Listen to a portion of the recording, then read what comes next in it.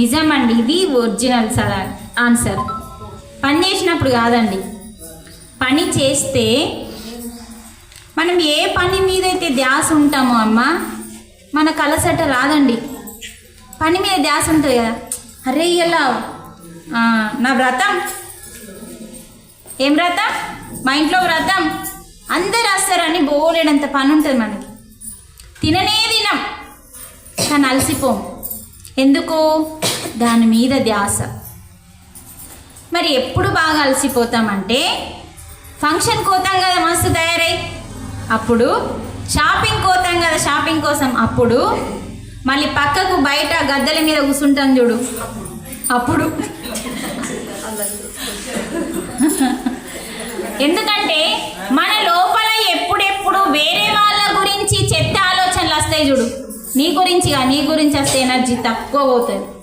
వేరే వాళ్ళ గురించి అనవసరమైన ఆలోచనలు ఎప్పుడైతే ఆలోచిస్తావో అమ్మా, అప్పుడు మన శరీరంలో ఎనర్జీ గంగలాగా వారిపోతుంది. మరి ఈ పొద్దునిండే వేసేది ఎక్కువ, అదే పని తక్కువ అవుతుంది. మీకు విషయం చెప్పన్నా, ఈ పెద్ద మనుషులు ఉన్నారు చూడు, ఆమె ఎంత మంచిగా సానపీటలు వేసింది, మంచిగా కింద కూర్చుంది. అంటే పెద్ద మనుషులు ఇప్పుడు అలా కూర్చోగలుగుతుంది. ఆ వయసులో మనం వస్తే అట్లా కూర్చోగలుగుతామా? ఇప్పుడే కూర్చోలేకపోతున్నాం, అప్పుడు సంగతి మళ్ళీ దేవుడే. వాళ్ళు ఎందుకు కూర్చోగలుగుతున్నారు, మనం ఎందుకు కూర్చోలేకపోతున్నామంటే వాళ్ళ వయసులో ఉన్నప్పుడమ్మా ఆలోచించడానికి కూడా తీరిక లేనంత పని ఉండేది. ఒప్పుకుంటారా? ప్రతిదీ నడిచి వెళ్ళేవాళ్ళు, ప్రతిదీ దంచుడు, ఇసురుడు, నీళ్లు చేది మోసుకొని రావాలి, ఎంతెంతో పెద్ద వాకిళ్ళు నూకుడు చల్లుడు, అంటే ఆలోచించడానికి అసలు తీరిక లేనంత పని వాళ్ళకు ఉండేది. కాబట్టి ఆలోచనలు తక్కువ. మళ్ళీ ప్రతిదీ వాళ్ళే స్వయంగా కాళ్ళతోని చేతులతో చేసినప్పుడు ఏమైంది, శరీరము వ్యాయామంగా మారినప్పుడు శరీరాన్ని దృఢంగా మార్చుకున్నారు వాళ్ళు. మరి వారు తిన్న ఆహారం ప్రకృతి ద్వారా పండిన ఆహారం. ఈ మూడింటి వల్ల వాళ్ళు ఈరోజు ఆరోగ్యంగా, మనకున్న ఈ రోగాలన్నీ ఆరోగ్యంగా ఉన్నారు. తర్వాత శరీరము స్ట్రాంగ్గా ఉంది. మరి ఇప్పుడు మనకు పని తక్కువ, ముచ్చట్లు అంటే ఆలోచనలు మనకు అన్ని. ఇప్పుడు కట్కలు, నీళ్ళకు ఒక కటక, గ్రైండర్కి ఒక కటక, రైస్ కుక్కర్కి ఒక కటక, కటక వాళ్ళు కట్కలు ఉండేనా? ప్రతిదీ వాళ్ళు ఎంతగానో రుబ్బేవాళ్ళండి. ఇద్దరిద్దరు ముగ్గురు కూర్చునేవాళ్ళు. అంటే చూడండి, మన ఏవైతే మారుతున్నాయో వాటి వల్ల మనకు అలా జరుగుతుంది. ఇది రైటా రాంగా చెప్పండి. అంటే మనము ఏ ఆలోచన వల్ల మనం ఖరాబ్ అవుతున్నామో ఆలోచనని ఆపేది శ్వాస మీద ధ్యాస అనే ప్రక్రియ, అనే ధ్యానం. బోరస్తుందా? మధ్యలో ఏం చెప్పట్లేదు మీరు. అంటే చూడండి, అందుకనే మనం కొంచెం పాతకాలం లోపలికి వెళ్తే మనం ఇప్పుడు ఏం చేస్తున్నామో మనకే అర్థమవుతుంది. ఒక మేడం వచ్చి చెప్పాల్సిన అవసరం లేదు. అందుకని అమ్మ, మనకి వాళ్ళకి తేడా ఏంటంటే వాళ్ళకి ఆలోచించడానికి టైం లేదు, మనకు ఫుల్ టైం ఉంది ఆలోచించడానికి. మరి ఎందుకు ఖరాబ్ కాము? ఏ ఫంక్షన్కి పోయినా ఎందుకు పోయినామో అంత మాత్రమే పోయేస్తామా అండి? పనికి మన చెత్త అంతా చూస్తాం. పోయేటప్పుడు ఎంతో ఫ్రెష్గా పోయినా మనం, వచ్చేటప్పుడు ఎంత నీరసంగా వస్తామో గమనించండి. అల్లసిపోయి వస్తున్నాము. కారణం ఆ చీర చూడడం వల్ల, ఈ నగలు చూడడం వల్ల. అవునా కాదా? అంటే మనము శక్తిని ఎలా పోగొట్టుకుంటున్నామో ఫస్ట్ తెలుసుకోవాలమ్మా. కొంచెం పెద్ద మనుషులు అయిపోయింది కదా, వాళ్ళకి అంత సొంపు ఉండదు. ఆ సొంపు అంతా మనకే ఉంటుందా అమ్మా మీకు? నేను అన్నది రెడీ కావడం కాదు, నేను అన్నది రెడీ అవుతారా కారా అని అడగలే. కొంచెం మా అంత సొంపు అంటే తల్లి నీకు అర్థం కాలేదు. సరే మరి మనకి ఏంటంటే మనం చెయ్యలేనంత పని వాళ్ళు చేసి చూపిస్తారండి. అందుకని మా ఇంట్లో మా అత్త మాకంటే ఎక్కువ హుషారు ఉందండి. ఇప్పటికీ కోలాలు ఎగురుతూ దుంకుతూ వేస్తుంది. మన్మరాలకి పెళ్ళి అవుతుంది. ఇప్పుడు అంటే మన్మరాలకి పెళ్ళి అవుతుంది. అయినా సుఖ మా అత్త ఒక చిన్న పిల్లలానే కోలాలు మా అత్త లేకుంటే అసలు వాళ్ళ టీం ఆడది. అంత యాక్టివ్గా ఉంటుంది. అంటే ఆ పెద్ద మనుషులు అలా అంత యాక్టివ్గా ఉండడానికి కారణం వాళ్ళు ఎక్కువగా ఆ టైంలో ఆలోచించలేరు, పని ఎక్కువ ఉంటుండే. మా అత్తమ్మ 3 తవ్వలు అంటే మీరేమంటారు మాకు తెలియదు, మా దగ్గర 3 తవ్వలు అంటే 5 కిలోల పిండిని జొన్న రొట్టెలు చేసేది. అంతమంది వాళ్ళ అత్తగారి ఇంట్లో. అంటే చూడండి ఎంత పనో. మరి ఆడ ఆలోచన ఎడికెళ్ళి వస్తుంది? మనం చేస్తామా రొట్టె? కట్టెలు చేయం, రొట్టెలు చేయం, బియ్యమే. అంటే మన ఆలోచన వల్ల మనకి నష్టం జరుగుతుంది. మన ఆలోచన అంటే సరి అయిన ఆలోచన వల్ల కాదు, సరికాని ఆలోచన వల్ల మనకి నష్టం జరుగుతుంది. కాబట్టి ఇప్పుడు మీకు ఒక ఆలోచన రాకపోతే ఇడికెట్లా వస్తుంది? దీనిని సరి అయిన ఆలోచన అంటాం. ఈరోజు భగవద్గీత క్లాస్ ఉందట, వెళ్దాము అనేది ఏంటిది? సరి అయిన ఆలోచన. ఎందుకంటే అది సరి అయిందంటే మనల్ని మార్చే ఆలోచన. ఇక్కడ మనకి కావలసిన మాటలు తప్ప ఇక్కడ లేని వాళ్ళ గురించి మనం మాట్లాడం. మన గురించి మనల్ని సృష్టించిన పరమాత్మ గురించి, అంటే జీవుడి గురించి దేవుడి గురించి మాట్లాడుకుంటున్నాం. కాబట్టి ఇక్కడ మనకి ఎంతసేపు ఈ ముచ్చట్లు విన్నా అలసట రాదు. ఎందుకంటే ఇది సత్యం. ఎందుకంటే ఇక్కడ ఎనర్జీ పోవట్లేదు. ఎందుకంటే ఇక్కడ మనం మాటలు వింటున్నాం, ఈ క్షణంలో ఉన్నాం. గతంలో ముచ్చట్లు వినట్లేదు, భవిష్యత్తులో ఆ ముచ్చట్లు గుర్తు రావట్లేదు. అప్పుడు ఎనర్జీ మనకి పోదండి. మనం ఎప్పుడైతే ప్రజెంట్లో అంటే ఈ క్షణంలో ఇక్కడనే ఉంటామో, ఇప్పుడు వంట చేస్తున్నాం, ధ్యాస అంతా వంట మిండి ఉంటే నీకు ఎనర్జీ పోదండి. ఏదో ఆవగింజంతా కొంచెం అంతా పోతుంది, పని చేస్తున్నావు కాబట్టి. కానీ ఆ టైంలో నీకు ఏమన్నా ఆలోచనలు వస్తాయి చూడు, దానికి ఎంతో శక్తి ఖర్చు అవుతుంది. అందుకనే మనం చాలా చాలా ఎరుకలో ఉండాలి, జాగ్రత్తగా ఉండాలి. అందుకనే మనకి భగవంతుడు ఏం చెప్తున్నాడంటే, ఒక శ్లోకం విందామా? యుక్తాహార విహారస్య యుక్తచేష్టస్వ కర్మసు. ఈ శ్లోకంలో మనకేం చెప్తున్నాడంటే చూడండి, భగవంతుడు నాకంటే ముందు భగవంతుడే గీతలో చెప్తున్నాడు. టైం ఎంతైంది? భోజనం టైం ఉంది కదా. స్పర్శాన్ కృత్వా బహిర్బాహ్యాన్ చక్షుశ్చైవాంతరే భ్రువోః ప్రాణౌ సమౌ కృత్వా నాసాభ్యాంతరచారిణౌ. అంటే ఓ జీవుడా, నువ్వు ఏ ఇంద్రియాలతో వింటున్నావో, ఏ ఇంద్రియాలతో చూస్తున్నావో వాటన్నింటి ముచ్చట్లని నీ లోపలికి వేసుకోకు. మనం ఏం చేస్తాం? ఎక్కడన్నా మనం ముచ్చట్లు వినబడితే ఫస్ట్ అక్కడికి పరిగెత్తుతాయి కాళ్ళ కంటే ముందు మనసు ఉరుకుతుంది. కొంచెం అందరు వెళ్ళిపోయింది చాలా మంది కదమ్మా. ఎక్కడన్నా ఏదైనా గొడవ జరుగుతుందంటే అంటే ఏం చెప్తున్నాడు ఇక్కడ భగవంతుడు? ఎక్కడైతే మనము వింటామో ముచ్చట్లని వాటిని మీరు లోపలికి వేసుకోవద్దు అంటున్నాడు. చూడండి, స్పర్శాన్ కృత్వా బహిర్బాహ్యం చక్షుస్వైవాంతరే ప్రాణౌ. అంటే మీరు ఎక్కడికైనా బయటకు వెళ్ళినప్పుడు ఏమన్నా ముచ్చట్లు వినబడతాయి కదమ్మా, వాళ్ళ ముచ్చట్లు వీళ్ళ ముచ్చట్లు, వాటిని ఏం చేయమంటుండు? ఎక్కడ విన్నాం ఆడికి వెళ్ళి లోపల వేసుకుంటున్నాం. ఆ లోపల వేసుకోకుండా ఎక్కడైతే విన్నావో అక్కడనే వదిలిపెట్టు. ఇది భగవంతుడు చెప్తున్నాడండి. వదిలిపెట్టి ఏం చేయమంటుండు? ప్రాణౌ సమౌ కృత్వా. అంటే నీ ప్రాణాన్ని అపానాన్ని, నీ లోపలికి వెళ్తున్న శ్వాసని బయటకు వస్తున్న శ్వాసని ఒక్కటి చెయ్యు అంటున్నాడు. గా ముచ్చటికి గీ ముచ్చటికి ఎందుకు చెప్తున్నాడంటే నువ్వు ఎక్కడైతే ఆ ముచ్చట్లు నీకు వినాలని అనిపిస్తుందో ఆ టైంలో అవి వినిపించకుండా ఉండకూడదు. ఆ స్థితి పెరగాలి. ఆ ముచ్చట్లు అంటే నాకు ఇష్టం లేదు, నాకు వినాలని అనిపించదు అన్న స్థితి రావాలి అంటే నువ్వేం చేయాలో చెప్తున్నాడు. నీ ఉచ్ఛ్వాసని నిశ్వాసని ఏం చేయమంటుండు? రెండుగా ఉన్నాయి కదా, సమానం అంటే ఒకటి చెయ్యు. సమౌకృత్వ. తర్వాత ఏమంటుండు?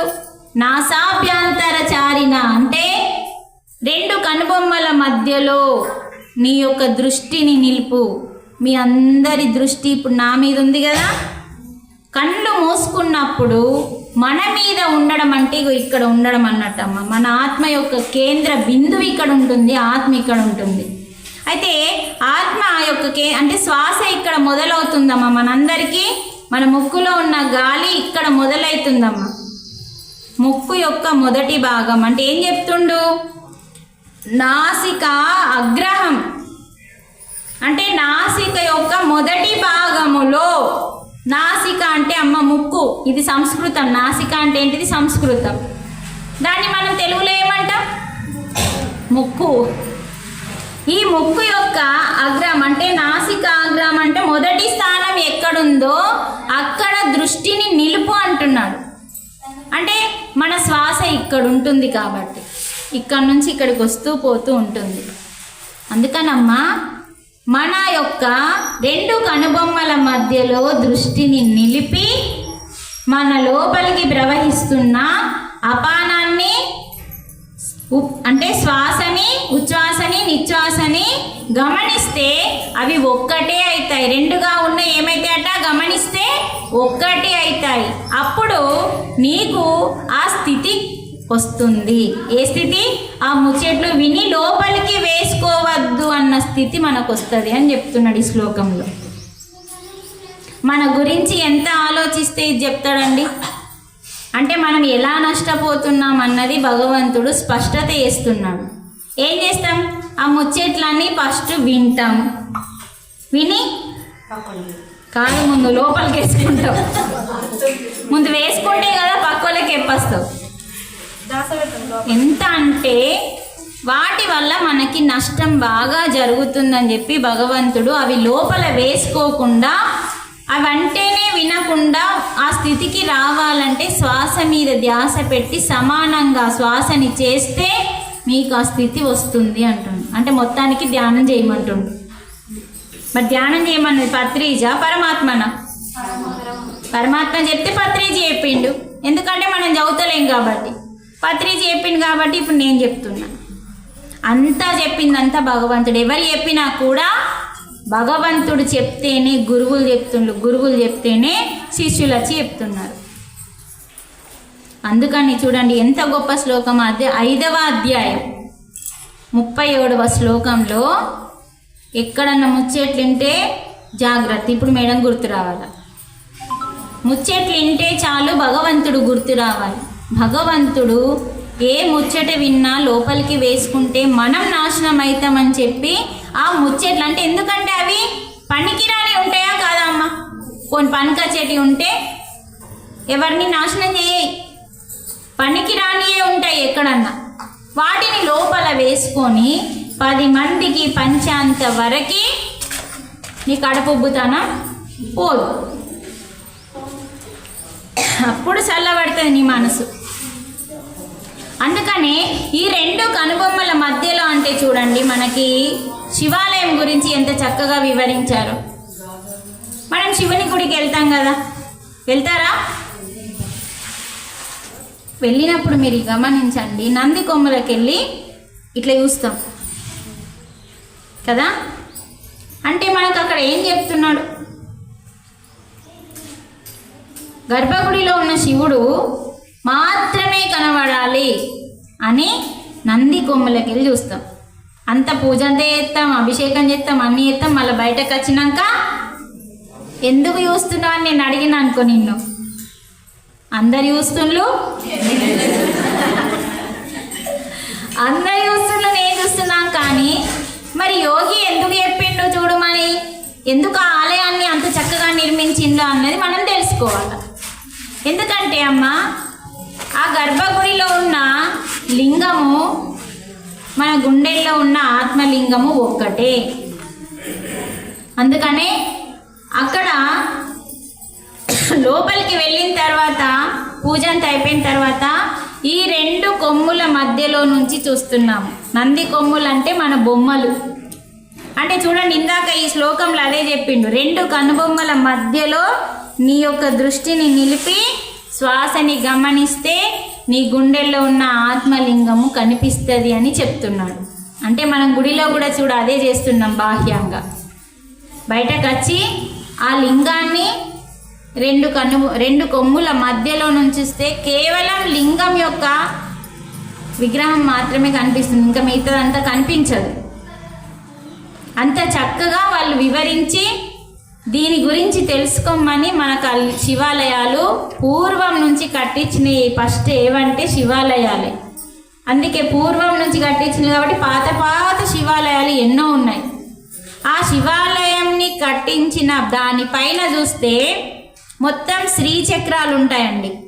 ఆ శ్రీచక్రం ఏం చేస్తుందంటే ధ్యానంలో కూర్చున్నప్పుడు, నిద్రలో పడుకున్నప్పుడు ఏ శక్తినైతే మనం తీసుకుంటున్నామో ఆ గర్భగుడిలో ఆ శ్రీచక్రము ఆ విశ్వశక్తినంతా, ఏ శక్తి అయితే మనం తీసుకుంటున్నామో ఆ శ్రీచక్రం కూడా ఆ శక్తిని తీసుకొని ఆ విగ్రహంలో ధారగా పోస్తుంది.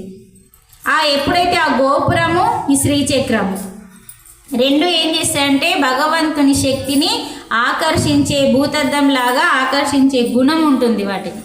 అప్పుడు లింగం మీద, విగ్రహాల మీద పడగొట్టి అందులో ఎంతో శక్తి స్టోర్ అయి ఉంటుంది. అది రాత్రి పూట మన గ్రామాన్ని రక్షించడానికి ఉపయోగపడుతుందని చెప్పి వాళ్ళ యొక్క ఎంతో నాలెడ్జ్తోని ఆలయాలని పూర్వం నిర్మించింది. అంటే దేనికి? మన గ్రామాన్ని రక్షించడానికి శక్తితో. అంటే ఒక పరికరం అనేది ఉంటుంది, పరమాత్మ యొక్క శక్తిని ఆకర్షించడానికి ఒక పరికరం ఉంటుంది, అదే గోపురం. గౌరమ్మ ఏదైతే షేప్ ఉంటుందో మనం ఇలా చేస్తాం కదమ్మా, అది అలాంటి కోణముకే విశ్వశక్తి కిందికి దిగుతుంది. అందుకే మన ఇండ్లు, పాతకాలం ఇండ్లు ఎలా ఉండేవి? కూన ఇండ్లు అంటే ఇలా ఉండయా లేదా? అందుకనే ఈ ఇండ్లకి ఏమైతే అంటే విశ్వంలో ఉన్న శక్తిని ఆకర్షించే గుణం ఉంటుంది ఆ ఇల్లుకి, ఆ షేప్కి. అందుకని గోపురాలు, గుడి గోపురాలు కానీ గౌరమ్మ కానీ లేకుండా పూజలు జరగవు. పూజ ఎందుకు జరగదంటే ఆ గోపురం అలా ఉంటేనే శక్తి ఆవాహన జరుగుతుంది. ఆ శక్తి వస్తేనే, పరమాత్మ శక్తి లేకుండా ఎక్కడ ఏ పూజ జరగదు. కాబట్టి అందుకని ఆ ఆలయాలలో మనం శివాలయంకి వెళ్ళినప్పుడు ఈ రెండు కనుబొమ్మల మధ్యలో నుంచి మనం కన్ను మూసుకొని మన లోపలికి చూస్తే మన ఆత్మలింగము కనబడుతుందని చెప్పడానికే అక్కడ ఎగ్జాంపుల్ పెట్టిండు. కానీ మనం అక్కడ ఆగిపోయినాం, శివలింగం కానే ఆగిపోయింది. అది మనకి ఎగ్జాంపుల్. ఇగో ఇలా చూస్తే, ఇలా చేస్తే ఇలా జరుగుతుందని చెప్తే మన లోపలికి మనం వెళ్తే నిజమైన ఆత్మలింగాన్ని మన లోపల ఉన్నాడు చూసుకోవడం కోసం. ఒక్కొక్క ఆలయానికి ఎంతో అర్థాలు ఉంటాయండి. అవి కేవలం మన కోరికలు తీర్చడానికి కాదు, అసలు మనకు కోరికలు తీర్చడానికి కాదండి. మనం అర్హతను సంపాదించుకుంటే కోరిక కోరుకోవాల్సిన అవసరం లేనే లేదని చెప్తున్నాడు గీతలో. నువ్వు ఫస్ట్ అర్హతను సంపాదించు. మనం పిల్లల్ని తీసుకుందాం ఎగ్జాంపుల్. చదువుకునే పిల్లలు చదువుకుంటే పాస్ చేస్తాడండి. పిల్లలు చదువుకుంటే భగవంతుడు పాస్ చేస్తాడు, అడగాల్సిన అవసరం లేదు. నేను చదవా, నేను నీకు కొబ్బరికాయ కొడతా, నువ్వు నన్ను పాస్ అంటే చేస్తాడా? అదే కదా కోరిక అంటే. మరి ఇక్కడ ఏం చెప్తుండు? కోరిక కోరుకుంటే ఇస్తున్నాడా, దానికి అర్హత సంపాదించుకుంటే ఇస్తున్నాడా? మీరే చెప్పండి. 10th క్లాస్ పిల్లల్ని ఏం చేసి తీస్తున్నాడు? అర్హత సంపాదించుకుంటే కోరుకోవాల్సిన అవసరం లేకుండానే పరమాత్మ ఇస్తానంటున్నాడు. అందుకనే ఫస్ట్ మనం చేయాల్సింది చేస్తే పొందాల్సింది పొందుతాము. అందుకనమ్మ మనం నిత్యం ధ్యానం చేస్తే ఏమైతుందంటే మనము చేయాల్సింది చేస్తున్నాం అన్నట్టు. అప్పుడు మనకు రావాల్సిందంతా మనం విశ్వానికి కొంచెమే ఇస్తామండి. ఆ విశ్వంలో ఉన్న రహస్యం ఏంటంటే మనం ఏదైతే పాపం ఇస్తామో ఇంత ఇస్తామచ్చు, ఇగో ఇంత వస్తుంది. పుణ్యం ఇంత ఇస్తామచ్చు, ఇంత పుణ్యం వస్తుంది. అంటే ఏది ఇచ్చినా తిరిగి వడ్డీతో సహా వస్తుందండి మనకి. మనం కూడా పైసలు ఇస్తే వడ్డీ తీసుకుంటున్నామా లేదా? ఆయన కూడా వడ్డీతో సహా ఇస్తాడు. అందుకే ఏం చేయాలో ఆలోచించుకోవాలి. అందుకే హింస చూడు అన్నాడు. హింసని వదిలితే పాపం లేదు, రోగం లేదు, నరకం లేదు. మరి హంసని పట్టుకుంటే ఏమవుతుంది అమ్మ? హంసని పట్టుకుంటే మనసే లేదు. మనసు లేనప్పుడు ఏ పాపానికి వెళ్ళాం, ఎందుకంటే బుద్ధి వికసిస్తుంది కాబట్టి. ఇప్పుడు ఏదన్నా పొరపాటు పనులు చేస్తే ఏమని తిడతాం?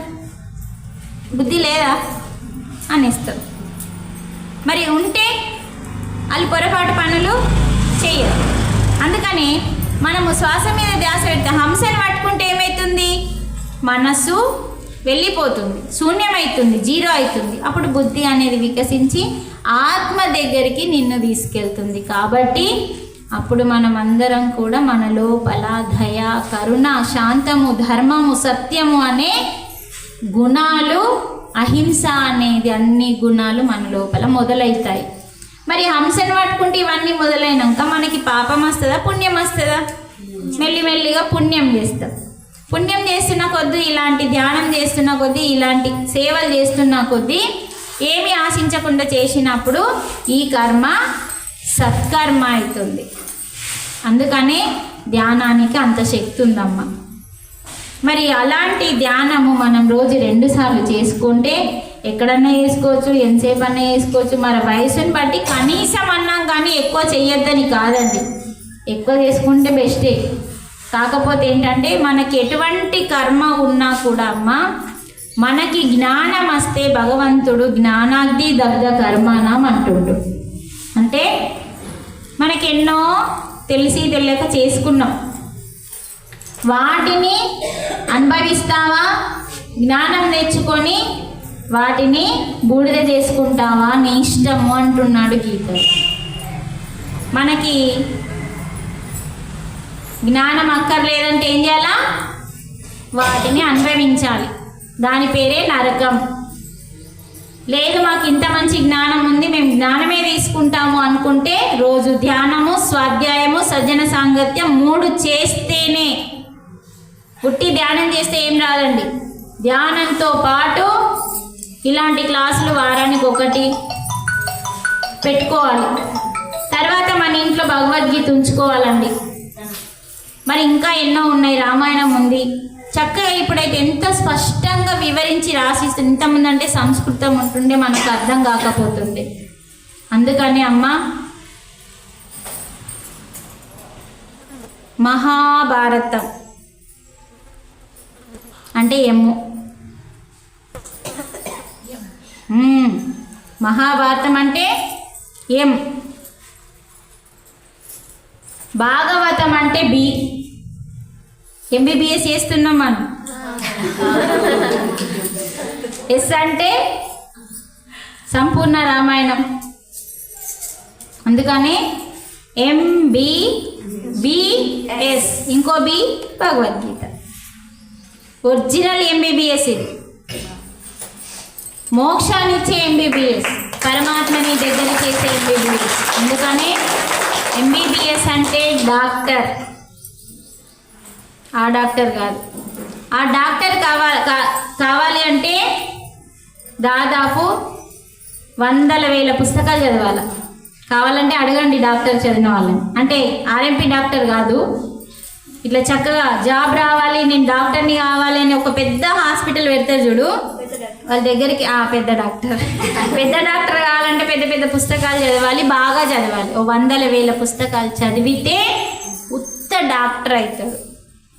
మరి మనం 4 గ్రంథాలు చదివితే, పోనీ 4 కూడా అవసరం లేదు, ఈ 1 గ్రంథం చదివినా కూడా మనం ఎంబీబీఎస్ అవుతాం. అందుకని 4 గ్రంథాలని ఎంబీబీఎస్ అంటారు. మహాభారతం, భాగవతం, సంపూర్ణ రామాయణం, భగవద్గీత. అందుకనే మనిషిలాగా మారి మాధవుడు కావాలంటే మనం తెలుసుకోవాల్సిన జ్ఞానం ఎంతో ఉంది గ్రంథాలలో. కాబట్టి ఆ గ్రంథం పేరే మానవ గ్రంథం. ఆ మానవ గ్రంథం పేరే భగవంతుడు ఇచ్చిన గీత, భగవద్గీత. మరి ఇలాంటి భగవద్గీత చదివితే సరిపోదు. స్వాధ్యాయం అంటే ఏం చేస్తున్నాం? మనం చదువుకుంటూ పోతున్నాం, కానీ మనకు అది అర్థం కావాలి. అర్థమయ్యి లోతులోకి అర్థం కావాలి. లోతులోకి అర్థం కావాలి అంటే మనం మీద అర్థం చేసుకుంటాం. చెప్పండి, ఎలా చేసుకుంటాము? మీద భగవంతుడు ఏం చెప్తున్నాడంటే, బిడ్డలారా మీరందరూ ఎప్పుడు నన్ను అడుక్కుంటూనే ఉంటారా? అది అడుగుతాం, ఇది అడుగుతాం, ఇది అడుగుతాం, అది అడుగుతాం, ఇది అడుగుతాం, అది అడుగుతాం, బందే లేదు. అందుకని భగవంతుడు మనల్ని 4 అడిగిండండి. అసలు భగవంతుడు అడిగినన్న క్యాలిలో మనం లేము. ఎప్పుడు మనం భగవంతుడు ఇచ్చేటోడు, మనం తీసుకునేటోళ్ళం అనుకొని భ్రమలో ఉన్నాం. మరి భగవంతుడు గీతలో ఏం చెప్తున్నాడంటే 4 అడుగుతున్నాడు.